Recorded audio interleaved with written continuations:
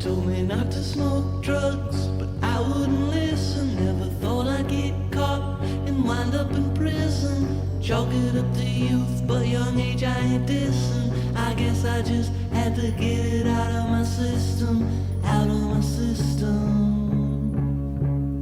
out of my system. Yo, yo, yo, yo, yo, yo, yo, yo, yo. Welcome to Uncarcerated. This is the show where we talk about life during and after incarceration, real stories, real resources, and the people doing the work to change the system from the inside out. My name is Kevin Scott. Normally, you've got 3 or even sometimes 4 hosts on this show, but today it's just me because we have 2 very special guests who happen to be 2026 Represent Justice ambassadors. So before we bring them in, a little context on Represent Justice. Represent Justice is a national nonprofit built on the idea that stories can move policy. Their mission is turning personal stories into action that changes the justice system while building the capacity of system-impacted communities. So every year they run an ambassador program. Out of, I think, thousands of applicants, they pick 10 people, 10. So each ambassador will get paired with a filmmaking mentorship and real resources to turn their own story and vision into a short documentary. So these are not just vanity projects. Past ambassador films like Just Mercy, Kemba, Songs from the Hole have become the backbone of actual advocacy campaigns aimed at lawmakers and communities and not just film festival premieres. This year, for the first time in the program's history, I think, they selected 2 people from the very same community, and that community happens to be right here in Gainesville, motherfucking Florida. And both of those people are sitting with me right now. Guys, today's guests are none other than my amazing co-hosts, Leigh Scott, no relation, and Julius Irving, not the basketball player, who have both been selected as 2026 Represent Justice ambassadors. Julius's film is called The Silent Revolution. Leigh's film is called Uncarcerated. Both premiere July 23rd at the Directors Guild Theater in Los Angeles, with the Gainesville premiere September 17th at Heartwood right here in Gainesville. Let's bring them in, guys. Welcome to the show as guests. Glad to be here as a guest. Yo, what's up? Great. Okay. You're remarkably good at the intro. I'm telling you, you made to do that. Yeah, you did too good. I don't fuck around, guys. I was thinking that was amazing. Thank you so much. I know. Before we get too far ahead, let's just do it in chronological order before we even talk about the films. Walk me back. Julius, I'll just start with you. And we'll try to be short. Obviously, we have a lot of shit to cover and 2 guests. But what made you decide to apply? How did you apply? And what was that process like, the application? Okay, so that's a very, very interesting story, right? I was actually in the county jail doing like 45 days on a 90-day sentence. And my ED, Lindsay Coleman, reached out to me and asked me did I want to apply for a fellowship. I had no idea what it was about, but I was already in the mode of just investing in myself. Like, because I had, although everything was taken from me because I was incarcerated, or it seemed like it was taken from me, but what was given to me was all of my time back. I had infinite amounts of time. So I was already in the practice of like working on myself. So I just jumped on the fellowship, not knowing what it was about, and just answered the question to the best of my abilities, right? Not even fully knowing what the fellowship was even about, bro. So that's pretty much how I ended up applying for the fellowship. I literally was laying on the bunk in the county jail. Lindsay mailed me the questions on a piece of paper, and I looked at the questions and I wrote the answers back to her on postcards, and she entered the questions on the computer and applied for me secondhand. Okay. Yeah. How about you? What was your experience like? I was in a different kind of jail. My last job. Damn. Hey-o. Oh, wow. Oh. Not the sound effects. Holy fuck. No, Lindsay at Community Spring nominated me because she knew that I grew up wanting to make movies. Like, this is what I've wanted my whole life. I had a cable access show here in Gainesville when I was like 17 and grew up with my friends making little movies, and then life happened and I ended up getting on the radio and then incarcerated and now do social work and stuff. So this was like a real full circle moment for me. And she told me about it. I looked them up and I applied, and I put a lot of like effort into the application and the video. You had to make like a little video to go with it. I had never made a video like this before. And so I went to my office and like set up the camera, and I did it all in the first take, and I sent it off. and I thought, there's no way that I'm going to get this. Like, there's thousands of people that apply for this. And then I found out later that Julius, like Lindsay had also applied for Julius. And, you know, that gave me a lot of like pause because, you know, I love him and I wanted him to get it. And I also knew his situation. I didn't know if he would get home in time to get it. I didn't know what was going to happen. I didn't think they would pick both of us. And so I thought, oh my God, what if they pick me and not him, or him and not me? Like, how are we going to feel about this? And so when we found out that they selected both of us, I was just like ecstatic. Hold on, wait. Let me jump back in there real quick, right? Yeah. How the fellowship application process went, right? It was like rounds to it. First, you answer the like questions, right? The like 500-word response questions and all of that shit. And then after that, it was like they'll send you an email saying that you advanced to the next round, and they had more shit for you. Then finally, the like video portion. I can recall like working at Community Spring in Grace Marketplace, riding a fucking bike from the southwest side of town, and being at the deadline to making the video. Like, you got to make this shit today. Never doing this shit. Finally, now I understand what the fellowship is even about.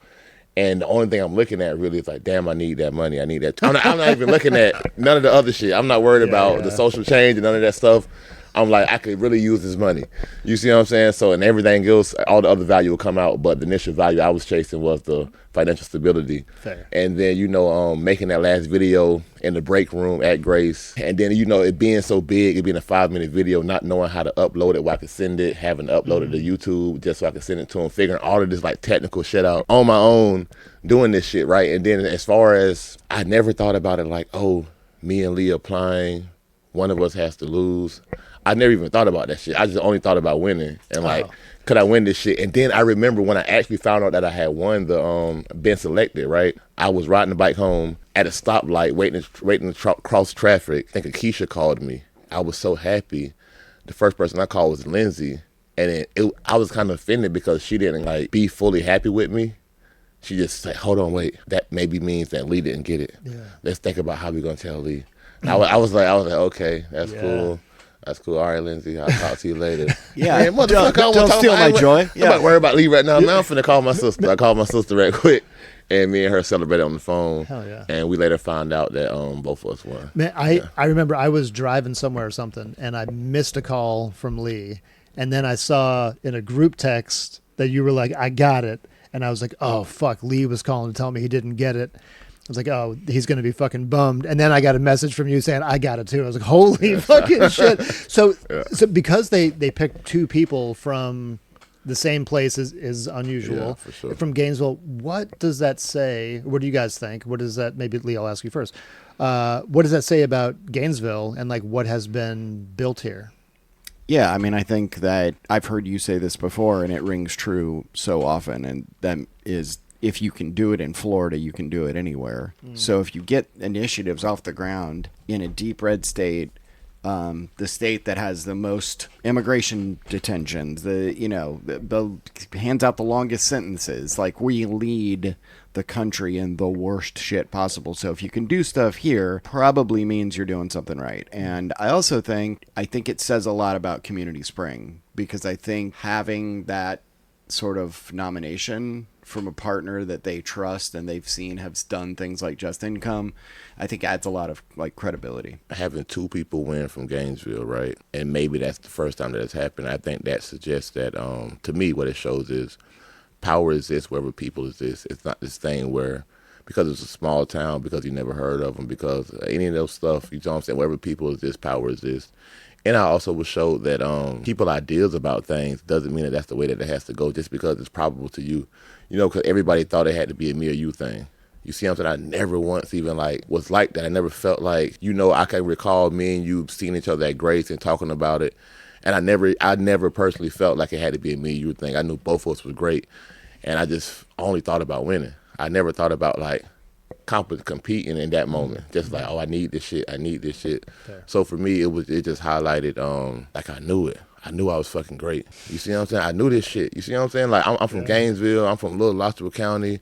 I'm a convicted felon. I'm tall. I got gold teeth. I got all these things that make me stand out and shit, but I fucking knew it. Yeah. I knew I was somebody, man. That's what it did for me more than anything else. And it also showed me to, like, go for what I believe in, even if probabilities suggest that what I'm believing isn't maybe that probable, but go with the feeling that I believe is probable. That in spite of all of that shit, I know all of the stats, I know all of the probabilities too, but hey, I still feel like it's possible. So I'm going with that shit. You were right. Yeah, I was right. Son of a bitch. Okay, so all right, so you get selected. Amazing, Leigh. Okay, tell me. So what is it? Like what actually goes into the fellowship? Like what is the thing itself? Can you talk about like the mentorship, the timeline, and maybe like what you learned about storytelling, filmmaking, yourself, just kind of like the nuts and bolts of the fellowship? Like what is it?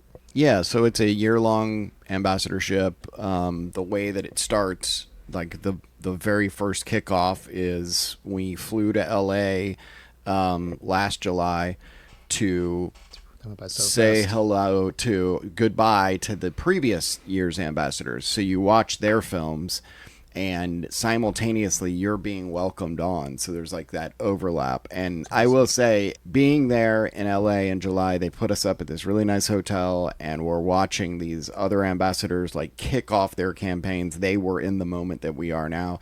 And I remember thinking like, this is so hard to like have these ambassadors here and have us here simultaneously. And I remember thinking like, the CEO pulled Julius and I to the side and talked to us, and it felt very honest and true. And I just remember thinking like they really did a good job of not ignoring us at that point. You're assigned like a creative producer, and you have a couple of other mentors, Denise and Akeisha, a policy person, like a creative person, a wellness person, and you check in with them throughout the whole process.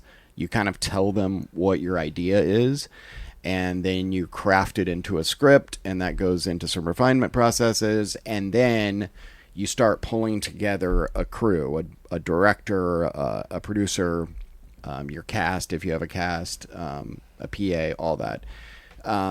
For me, because I had friends that did this, that was my immediate first call when I got this. Was I called all my 4 best friends and said, anyone want to help me with this?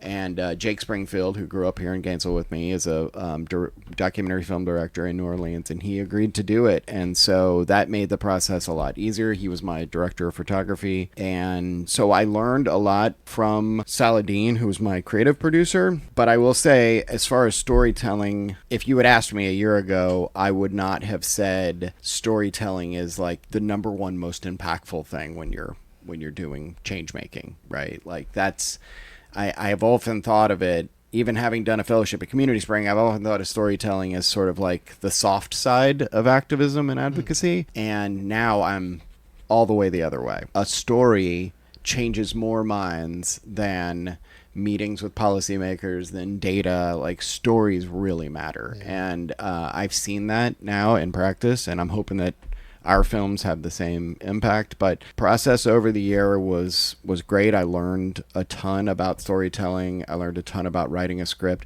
I had to do a lot of like really hard things that I had never done before. I've only like maybe thought about it, but I had never written a script. I've never directed a film like this. I thought that I would have some more hands-on. I remember getting stuck a couple of times, specifically with like writing out, taking a script and then making it a shot list. Like that's very technical, and I'd never done that before. And I thought I would have some more hands-on there. But I will say, looking back, I'm actually glad that I was forced to do some hard stuff by myself, because it made me uncomfortable. And now I feel like if you were like, hey, write a script about this thing, and I could sit, I could do the research, I could write the script, I could make a shot list, I could get a crew together, like I could do it, I could replicate this. And that was my number one goal in going into this. They ask you your goals, and I was like, no one gets this for their first film. It's like hitting a lottery ticket. So 5 years from now, strip away all the support from Represent Justice. I want to do this again. How do I do it? That's my goal in this, is I want to learn how I do this without the support. And I feel like I could do that now. Maybe a similar question, like how was it for you? And did the vision that you had going in, did that end up changing along the way just because you were learning the process of filmmaking, or did it stay the same as when you went in? Cool. So the experience for me, right, as far as like the operations of the program, it's the exact same thing as what Leigh said. Pretty much, they flew us out to Cali. I thought they did a really, really great job with that shit. Like, that was so important that first fly out, it was the best one for me, really, because it wasn't like a lot of shit that we had to do. We was experiencing the celebration of the other people. It was just great, you know what I'm saying, to be on rooftops in Hollywood, to be in the Hollywood Hills and shit, and to see the Hollywood sign. I've only saw the Hollywood sign before that on TV and on GTA, the game of Yeah. You see what I'm Great. saying? So Great. it was super cool for me, and yeah, all of that was fire. The question of did my idea of what the fellowship would be change as I started going through it? The idea of your movie too. The idea of my movie? Yeah. Okay. So as far as my movie went, right, I didn't really know what to make it about. I had 2 significant interactions with the I've had a lot of interactions with the correctional system throughout my lifetime, but some of the bigger ones that a lot of people knew about was my attempted murder charge and going to trial and everything and facing a life sentence. So I was stuck between doing it about that, but I chose to do it about my most recent experience with the court systems, the same one that I was locked up for when I actually applied for the fellowship. Was that based on feedback from the process as you Nah, it was just my own personal choice. Okay. And Amazing. they didn't step in the way of our own creative processes. It was like all us. I really wanted somebody to say, like, tell me everything to do, Sure. be there with me every step of the way. But the same as Leigh said, right? At the end, I appreciated the fact that I didn't have more hands-on, because I could really say, I did this shit. No, I wrote that whole fucking script. No, I really wrote that motherfucker. You see what I'm saying? He gave me a little bit of advice, but didn't tell me what to say. He just told me, hey, can you expand this right here? Can you unpack this idea? Can you shorten this and maybe, and like shot list, all of these terms for stuff that I had to do that I've never done before was really, really interesting. And I thought going into the shit, right? Like, okay, I get $2,000 a month for a whole year. I get flown out to California 3, maybe 4 times a year. Maybe have like a 5-hour a month commitment for all of this. I'm like, okay, I can do that. This shit easy as fuck. What about this could stress me out? They would tell me about the mental health and all of this stuff, the wellness coach. I'm like, I'll never need you. This shit's too easy. You see what I'm saying? But going into it, this situation produced so much fucking stress inside of me, man. I hadn't dealt with any kind of deep-rooted fear in a long time. And when I started experiencing it, right, I refused to be conscious to that fear at first. I just tried to suppress it, ignore it, and do anything else. And once I suppressed it inside of my inner being, right, it started like producing, it started growing. It took root and started growing and affecting everything else that I was doing. And it created this opportunity to really see myself and see that there's still things out here that could, positive things, you see what I'm saying? Positive situations that could produce such a fear inside of me and have a negative effect if I choose not to deal with it. And one of the premises to my movie is not just about the incarceration system and how bad it is, because we all know that. It's about, thinking thoughts, utilizing the light of your awareness to get through hard times, okay. And I kind of laid out, if you listen to what I was saying, I laid out this process to mentally help you get through all hard times through being real about what you're going through, acceptance, but not, accepting what I'm going through in this moment doesn't mean that I'm not going to actively try to change what I'm going through. Yeah. You see what I'm saying? So, but I wasn't practicing any of those things that I was talking about in the movie, and I recognized it at some point, like, fuck. No, you got to sit and deal with this thing and deal with what you're feeling, put it into the light of awareness, share what you're feeling with other people. So it was an awesome process to relive the very thing that I was talking about in the movie, right? Yeah. And that process. Yeah, for sure. So it was just super cool for me. I find myself I found myself going through that same process again with the Impact campaign.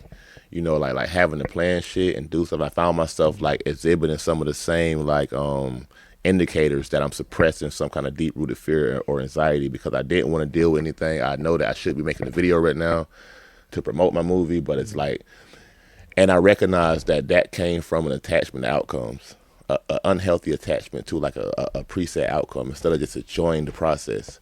And it's a total win when I'm present. I'm just enjoying the whole process.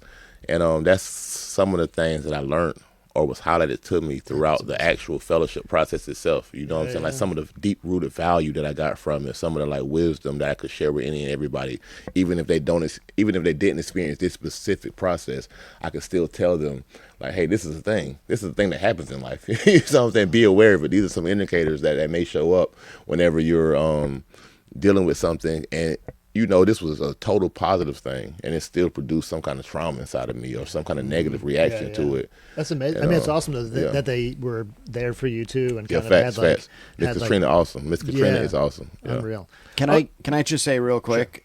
Sure. During this whole year, Julius and I like supported each other in a lot of ways, but we never actually talked about what our films were about. Cool. Okay. We may have touched on it. We may have been in a group where we talked about what we're doing, but like we never like really talked about the finite details of what the end product would look like. And come to find out, like there's so many similarities with the cause, and I don't want to give away too much because I know that you have a question coming up about our films, but our films really are companion pieces to each other, you know, with mine being don't arrest so many people, and his being, okay, you're here, here's how we deal with it. I really am happy with like how they complement one another. Fact. Okay, so well, let's get into the movies themselves. So I thought what might be a cool way to do it is, maybe I'll start with Julius. I will ask you, what is Leigh's movie about? I will ask you, and then Leigh, you can clean that up, and then tell me sort of what is the film about? What's the story? What are you trying to say with it? But yeah, go ahead. Do your best. Okay, to me, Leigh's movie is about alternative responses to mental health crisis, and I think I know that it's needed. It's a needed perspective, right? Because recently,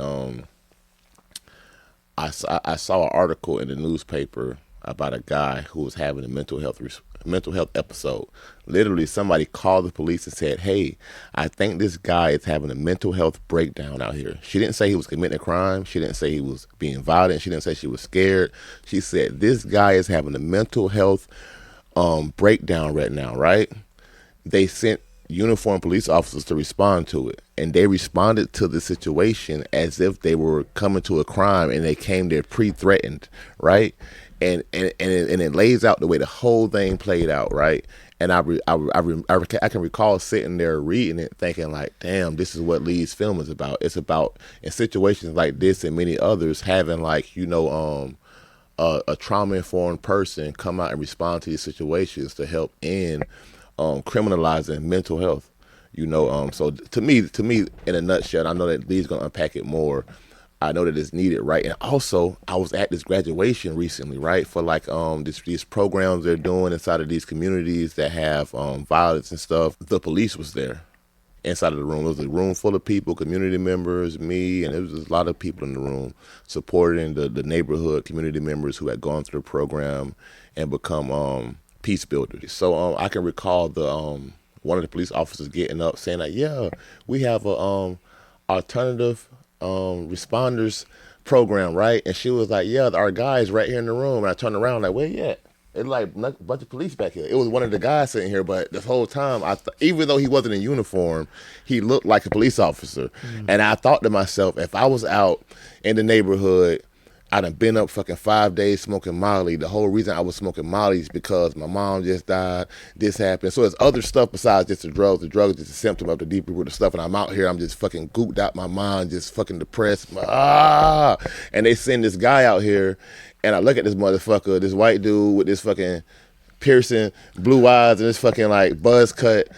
I'm be like, get the fuck out of my face. Motherfucker, you the police, and I'm gonna run. You know what I'm saying? I would not be like, thank you for, you don't like no, that? I would have much rather seen Leigh, or much rather seen, you know, me, or seen Chris Perry or somebody like that. I hope that explained it, but to me, I really see the practical value in what Leigh's movie is about in the real world, and I didn't before. Before this, I never even thought about it. Before this, I never even when I heard it without seeing it, right, and without having experiences I still didn't see the value in it at first, but just because of Leigh's actually choosing this pathway, it made me consider it and think about it, and now I have that lens to see the value in the world. That's awesome. So that's super Okay. cool. Okay, Leigh, in your words, if there are others. Yeah, I love that explanation. I can't do much better than that. It is my story at heart, my interactions with the police, my prison sentence, and then how we can untangle ourselves from that. And Julius hit on kind of a next level thought, which is we don't think about our police interactions when it comes to mental health, substance use, and homelessness. We automatically think that that's what you're supposed to do. That's who you're supposed to call. And even when they tell us that this is our next best thing, which is a co-responder. This is a police officer with a mental health professional who's also oftentimes in like a flak jacket, and it just says mental health therapist on their flak jacket. We still think, yeah, I mean, it's just an afterthought. We just are so conditioned to think that we need someone with a gun because there is danger, fear. We did a ton of research for this. Not only do I have my personal experience, but I also have my professional experience in working in these communities. I've never one time thought, this person's escalated. They've been up for 5 days. I wish I had pepper spray right now. I wish I could handcuff this person right now. I've never thought that.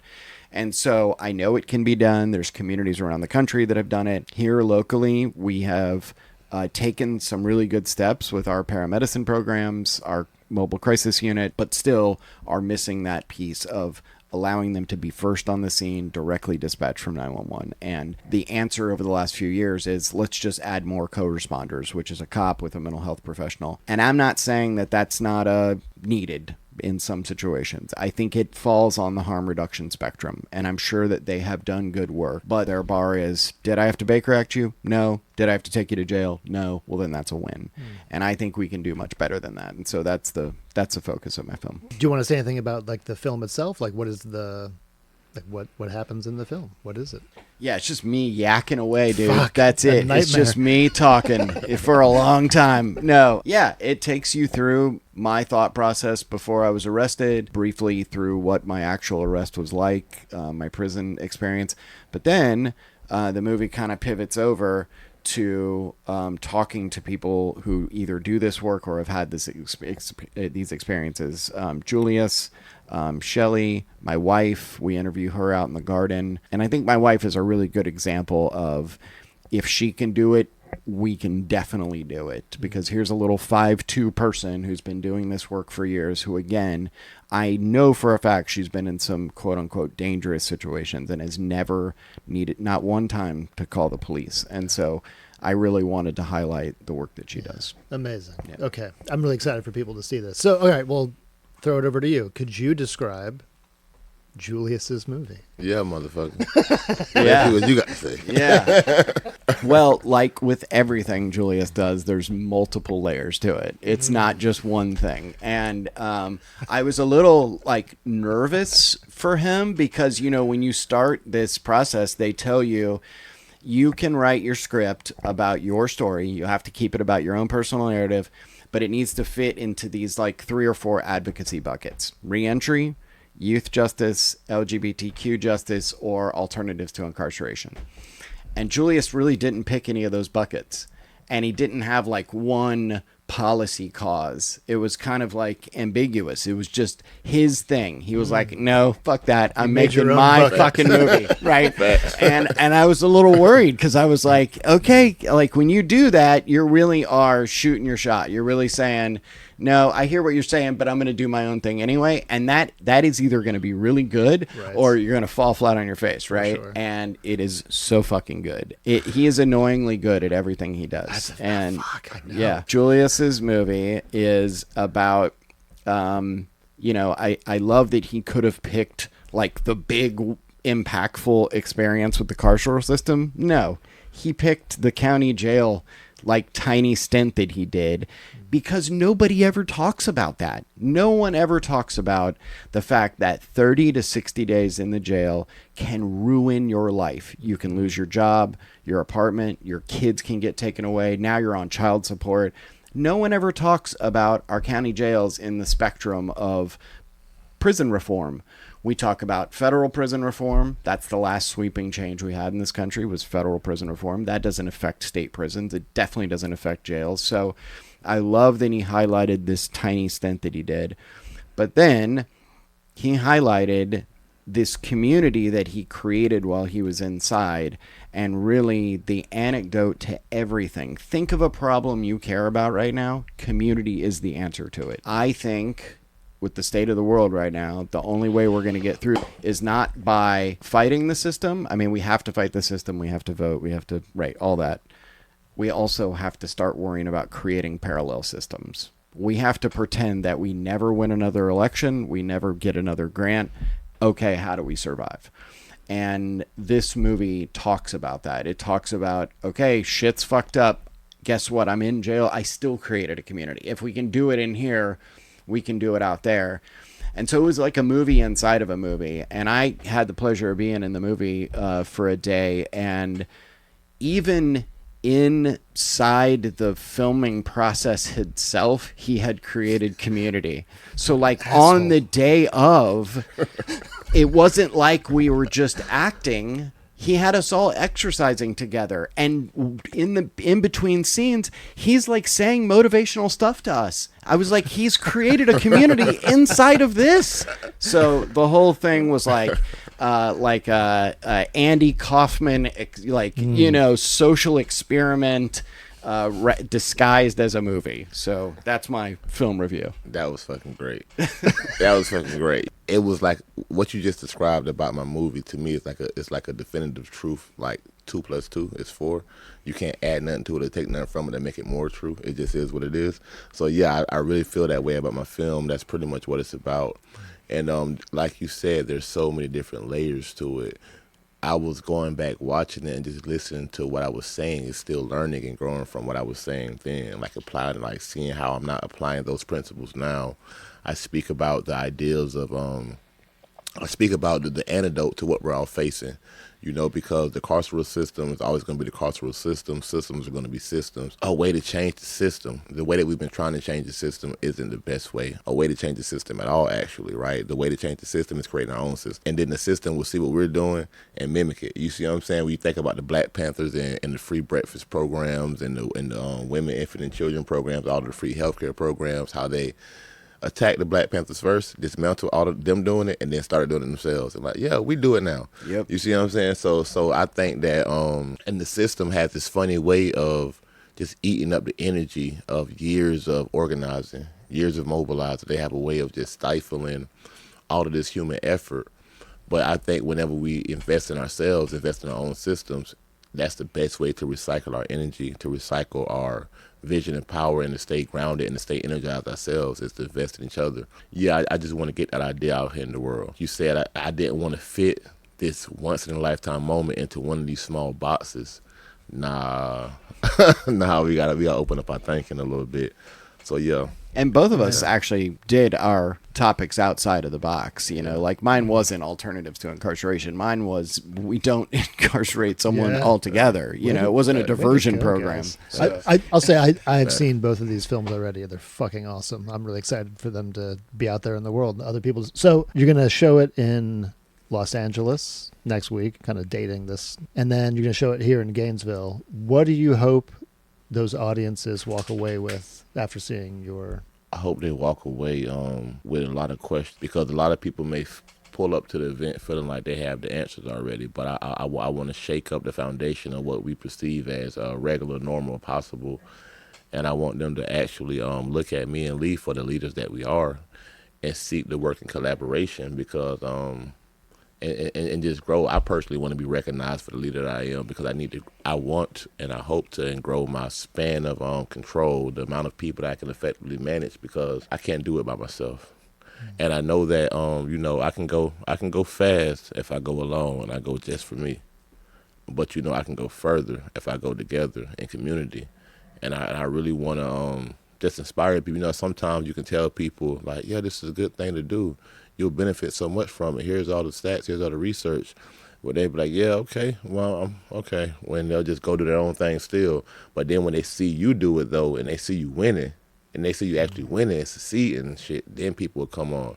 So I'm hoping that people viewing this movie, seeing me on the big screen, they'll want to know, how the fuck did you do that? Like, how? Okay, I remember you, dude. I remember you from the articles and shit. I could tell that you got a fucking past. Look at you. You like you fucking rapper or something. How the fuck are you being so positive? How you doing that? And I want them to believe that I know the answer, right? And the answer that I'm going to tell them is going to be fucking liberating. You see what I'm saying? Something that they can manage, and if they receive it, it's something that can't be taken from you. You can have it, possess it, and utilize it no matter where your body sits. You know what I'm saying? As long as you're alive, as long as you're still in your right state of mind, you can have these tools and you can be powerful. Like, not just like kind of powerful, but really powerful wherever you're at. Even if you have no money, even if you have nothing, you see what I'm saying? You can still be a powerful person that contributes to yourself, to other people. So yeah, so that's my highest hope with what people may receive from this film. I pray that it makes them look at whatever they believe to be true differently, and just have room for new assumptions or new answers. And I pray that they look at me as the person who may have an answer to some of that shit and be willing to trust whatever my answer is. And I'm going to tell them something very powerful, very helpful. Yeah. So Leigh, yeah, that's it. What do you hope audiences walk away from after seeing your movie? Chicks, man. I'm just doing this for chicks. Hell yeah. So That's what I'm talking about. as Julius was talking, I was like, what's the dumbest thing I can say here? You found it. Yeah. So, no, I really hope that people in the audience feel uncomfortable about their level of readiness to call the police for every single thing. You don't call a plumber when your house is on fire. You call the firefighters. Why are we calling the police for mental health, homelessness, substance use? And I hope they start to explore the alternatives in their community. I hope they're motivated to not do nothing. I think all too often, not only do we call the cops way too much, the next thing that we do is fucking nothing. You know, we drive by homelessness. We drive by people talking to themselves, people on drugs. We know people in our families, our friends, and we don't do anything for a lot of reasons. It's painful. It's uncomfortable. We have our own fucking problems. And so I think I would want someone to watch this and think, I'm going to go explore the paramedicine programs and the mobile crisis units in my community. I'm going to advocate to policymakers to expand those and to add them if they don't exist. And I hope the policymakers here that see it go, you know what, I'm going to rethink how I've been doing this. And here locally, when we show this film, it's going to be hard because I'm saying some really difficult things that challenge the status quo here. And I think there's people that I care about that are leaders in our community, and I think they think they're doing the right thing. I think they think the co-responders have been the answer, and I want to be clear, my film is not an anti-co-responder movie. My film is saying, great first step, here's what we actually can do. And so I hope our leaders say, oh, you know what, I'm actually not on the ground with people who are suffering. I'm not seeing the problems in real time. I didn't know that co-responders, it doesn't work in the Black community. I didn't know that less than 4% of psychologists nationwide are Black. I didn't know that you're 50% more likely to get mental health care in an emergency room or a jail if you're Black. I didn't know these things. And so let's think about not a one-size-fits-all approach, but alternatives to what we're doing. Julius, do you think, or do you foresee using storytelling, filmmaking, any of these things moving forward? Facts. Yeah, for sure. You know, and I was thinking about that whole storytelling thing. I think Leigh was saying something earlier, how he looked at storytelling as, I think, the lowest hanging fruit as it pertains to just change making. And I think that storytelling is like one of the most powerful tools, and it's like it's so old. Storytelling is such an old art to human people. You know, like we think about like fucking cave drawings and shit. That was a story about what happened today. Like, yeah, I walked outside looking for some shit in a fucking Tyrannosaurus Rex or some shit. You know what I'm saying? So it's like, so you know, stories have existed as long as humans have existed, and it hasn't been a way to like, you know, pass on history before we had, you know,